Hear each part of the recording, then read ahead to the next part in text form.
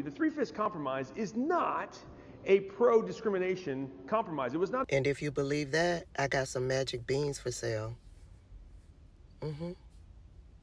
I'll give you a discount. Hit me up in the DMs.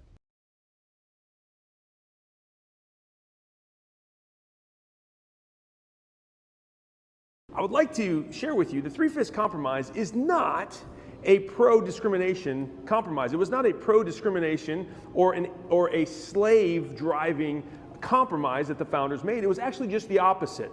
It was a compromise that the North made with the South. At the time, there were basically 13 independent nations. They had not really created a constitution. They were sort of a European Union-esque nation, and they were saying to the pro-slave states, hey, if you want to count your slaves to have representation, more representation in Congress, we're not going to let you do that, because they knew that that would codify things like slavery into our nation. And the North stood up to the South. The North said, you can't do that. So what they came back to the South and they said, fine, if you want to count your property, your slaves, as whole people, we're going to count our property. We're going to count our tables. We're going to count our chairs. We're going to count all the stuff that we have in our house.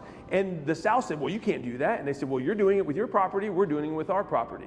So what they did is they came up with a Three-Fifths Compromise. They said, you will only get 3/5 of a vote when it comes to your slave. And what that did, it actually limited the number of pro-slave representatives in Congress by 40%. This was a great move.